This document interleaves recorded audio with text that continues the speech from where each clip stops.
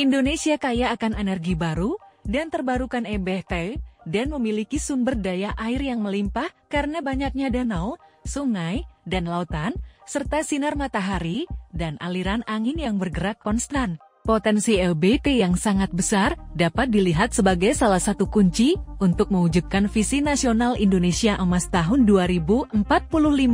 Pemanfaatan EBT secara optimal diharapkan dapat membawa bangsa menuju pembangunan ekonomi berkelanjutan.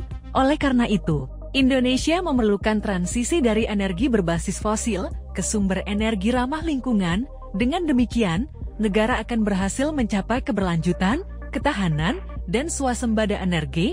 Hidrogen diyakini dapat membantu Indonesia mencapai tujuan tersebut.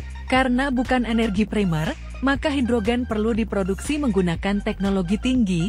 Perlu dicatat bahwa mayoritas negara besar dunia sudah mulai mempertimbangkan pemanfaatan hidrogen untuk mencapai target emisi nol bersih NZE pada periode tahun 2040 sampai tahun 2070. Dalam hal ini, Indonesia memiliki potensi hidrogen yang sangat besar. Sebagai negara kepulauan, Indonesia berpeluang mendongkrak perekonomiannya melalui hidrogen. Hal ini mengingat statusnya sebagai tuan rumah beberapa jalur pelayaran internasional penting, antara lain Selat Malaka, Laut Jawa, dan Selat Makassar. Sayangnya, Indonesia belum memanfaatkan potensi hidrogennya secara optimal. Hidrogen yang beredar di Indonesia sebagian besar dihasilkan dari gas alam dan cenderung digunakan di sektor industri sebagai bahan baku pembuatan pupuk. Negara Asia Tenggara ini telah mengonsumsi sekitar 1,75 juta ton hidrogen setiap tahunnya, sebanyak 88%-nya digunakan untuk memproduksi pupuk urea, 4% untuk amonia, dan 2% untuk aktivitas di kilang minyak.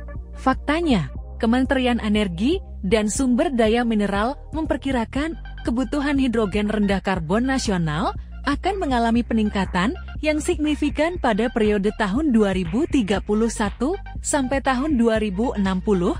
Pemerintah telah mengeluarkan strategi nasional hidrogen untuk mendorong pemanfaatan hidrogen sebagai EBT. Strategi tersebut mengharuskan Indonesia untuk mengurangi ketergantungan pada energi berbasis fosil, mengejar target dekarbonisasi dengan mengembangkan pasar hidrogen dalam negeri, dan mengekspor hidrogen dan turunannya ke pasar global.